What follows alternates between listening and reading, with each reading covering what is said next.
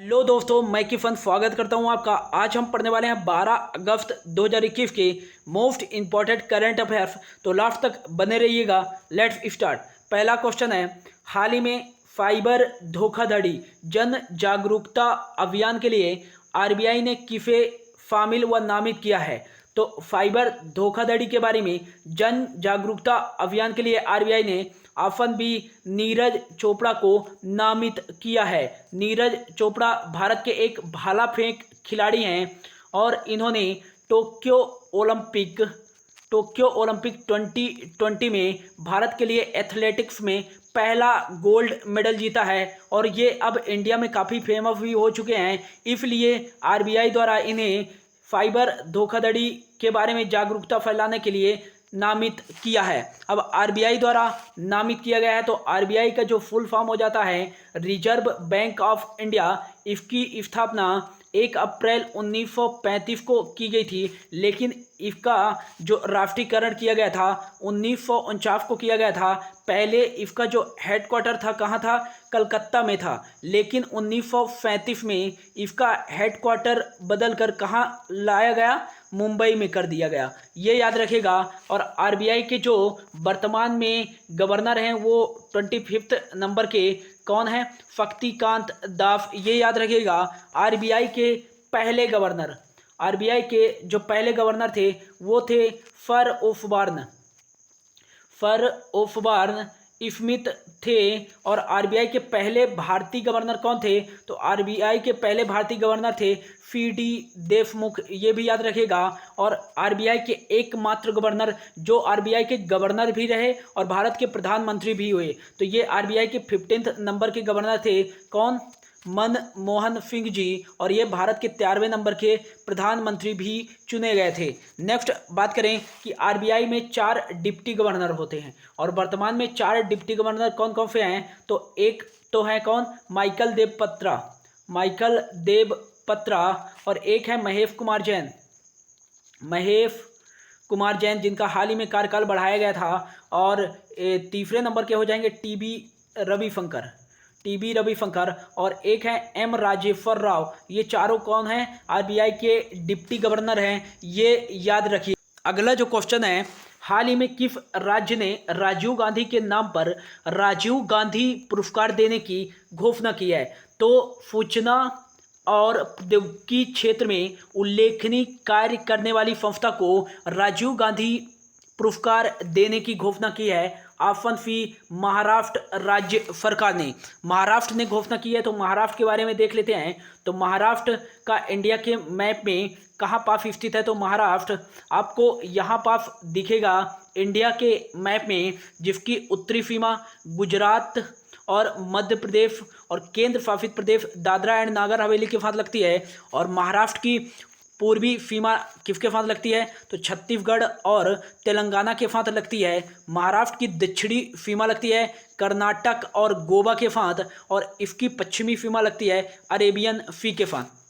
Next बात करें कि महाराष्ट्र का जो विधानमंडल वो 2 सदनीय है, मतलब यहाँ विधानसभा की भी सीटें हैं और विधान परिषद की भी सीटें हैं। विधानसभा की सीटें 288 और विधान परिषद की सीटें हैं 78। ये याद रखेगा। यहाँ के जो सीएम हैं वो हैं उद्धव ठाकरे, शिवसेना पार्टी से हैं। और यहाँ के जो गवर्नर हैं वो हैं भगत सिंह कोश्यारी। महाराष्ट्र की 2 राजधानियाँ हैं। एक ग्रीष्मकालीन राजधानी है मुंबई जिसे भारत की आर्थिक राजधानी के रूप में भी जाना जाता है। और दूसरी राजधानी है विंटर कैपिटल नागपुर जिसे ऑरेंज सिटी के रूप में भी जाना जाता है। और नेक्स्ट याद रखिएगा कि महाराष्ट्र के मुंबई में ही स्थित है छत्रपति शिवाजी इंटरनेशनल एयरपोर्ट। और महाराष्ट्र के नागपुर में स्थित है doctor Baba Saheb Bhimrao Ambedkar international airport. Next बात करें कि चंदोली, गुगामल,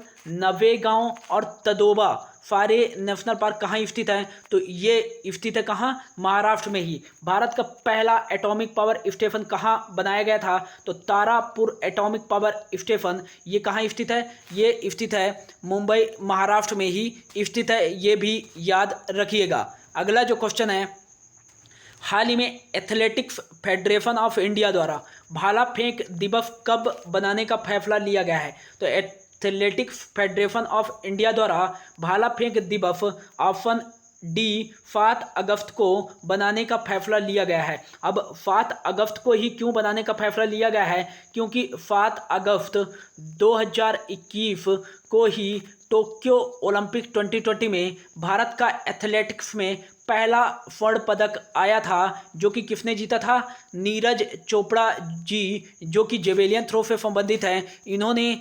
87.58 मीटर का स्कोर करके भारत का पहला गोल्ड मेडल जीता था एथलेटिक्स में। इसीलिए इस पहले गोल्ड मेडल को सम्मानित करने के लिए, वह ऐतिहासिक गोल्ड मेडल को सम्मानित करने के लिए भाला फेंक दिवस एथलेटिक्स फेडरेशन ऑफ इंडिया द्वारा 7 अगस्त को बनाए जाने की घोषणा की गई है। नेक्स्ट बात करें कि अगला जो है 8 अगस्त।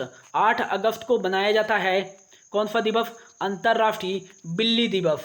9 अगस्त को बनाया जाता है नागासाकी दिवस और 4 अगस्त को बनाया जाता है राष्ट्रीय अस्थि जोड़ दिवस और 7 अगस्त को, जैसा कि हमने देखा, राष्ट्रीय हथकरघा दिवस भी बनाया जाता है।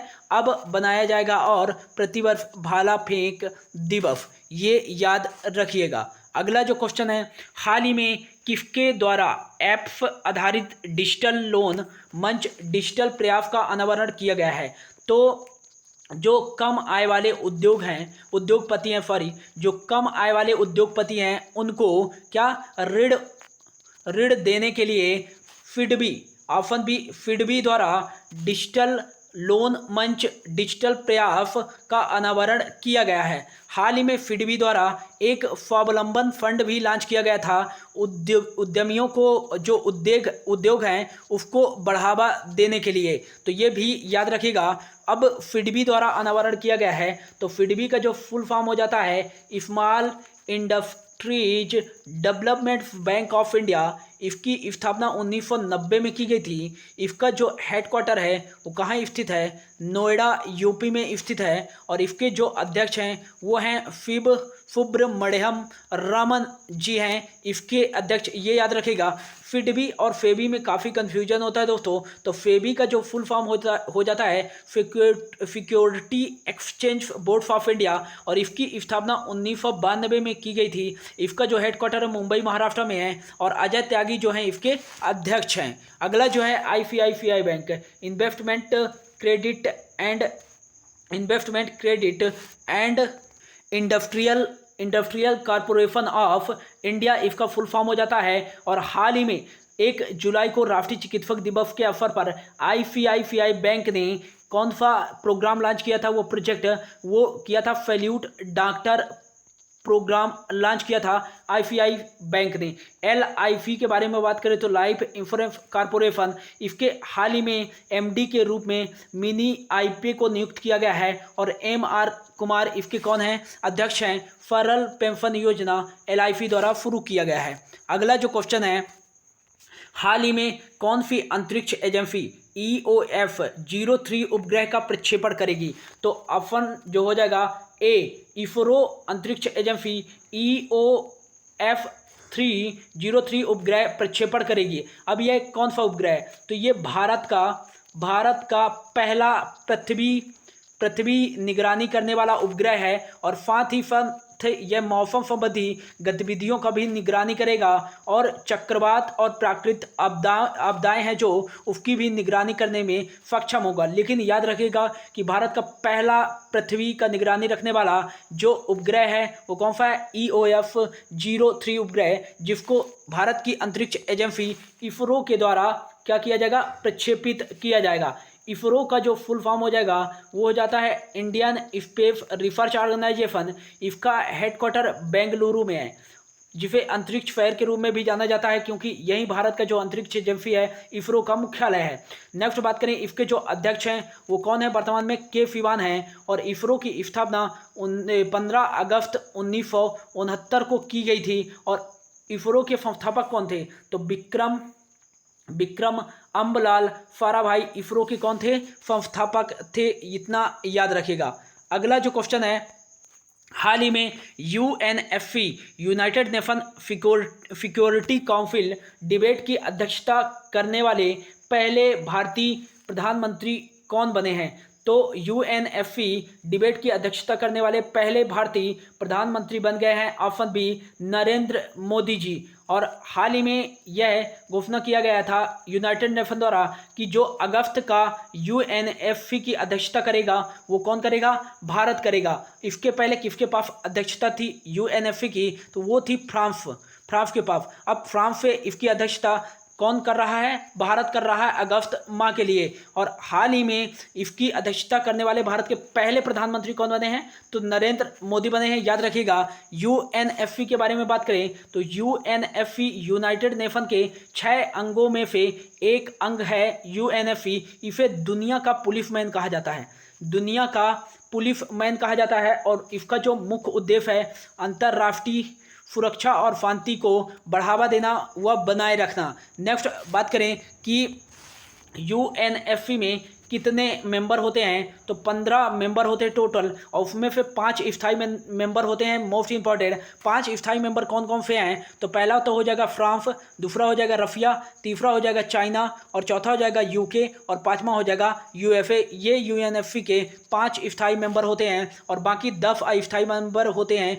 जिन्हें 2 वर्ष के लिए क्या किया जाता है? शामिल किया जाता है UNFP में। अब ये यूनाइटेड नेशन की एक संस्था है। तो यूनाइटेड नेशन के बारे में देख लेते हैं। तो इसकी स्थापना 24 अक्टूबर 1945 को की गई थी। और वर्तमान में इसके महानिदेशक कौन है? तो एंटोनियो गुटेरस हैं। याद रखिएगा। और यदि पूछा जाए कि संयुक्त राष्ट्र में भारत के स्थायी प्रतिनिधि कौन है? तो TN त्रिमूर्ति हैं। ये भी याद रखिएगा। और संयुक्त राष्ट्र में भारतीय राजदूत पहली महिला कौन थी? तो वो थी विजया लक्ष्मी पंडित। ये भी याद रखिएगा।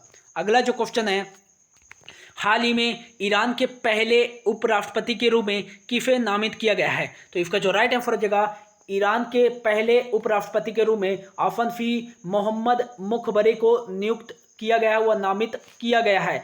अब पहले जो राष्ट्रपति थे ईरान के वो हसन रूहानी थे, लेकिन अब जो राष्ट्रपति वर्तमान में हैं वो हैं इब्राहिम राइसी। और इन्होंने ही ईरान के पहले उपराष्ट्रपति के रूप में मोहम्मद मुखबरी को नामित किया है। नेक्स्ट बात करें कि ईरान की जो राजधानी हो जाती है वो तेहरान हो जाती है। पहले यहाँ करेंसी रियाल चलती थी, लेकिन अब यहाँ तोमन करेंसी चलती है। ये भी याद रखिएगा। ईरान ने हाल ही में अपना सबसे तेज चलने वाला सुपर कंप्यूटर बनाया है जिसका नाम है फीमोर्गी। और इसकी जो लागत आई है 175 करोड़ आई है। और ये ईरान का सबसे तेज सुपर कंप्यूटर है। ये भी याद रखिएगा।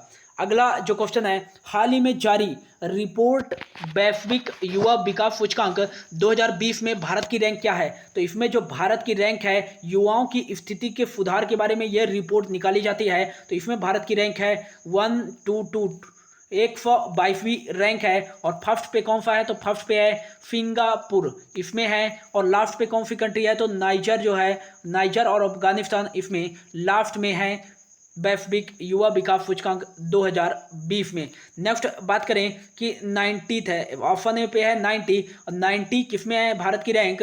तो ये है हेल्ने पासपोर्ट इंडेक्स जो कि 2021 की आई है। इसमें 90 रैंक पे है अपना देश इंडिया। और जापान जो है फर्स्ट रैंक पे है। और 14th नंबर जो रैंक है इंडिया की वो है वर्ल्ड गिविंग इंडेक्स 2021 में इंडिया की रैंक। और फर्स्ट पे है वर्ल्ड गिविंग इंडेक्स में इंडोनेशिया। ये याद रखिएगा। और फाइबर सुरक्षा सूचकांक में भारत की रैंक है 2020 में वो है 10th नंबर। और फर्स्ट पे है USA। ये भी याद रखिएगा।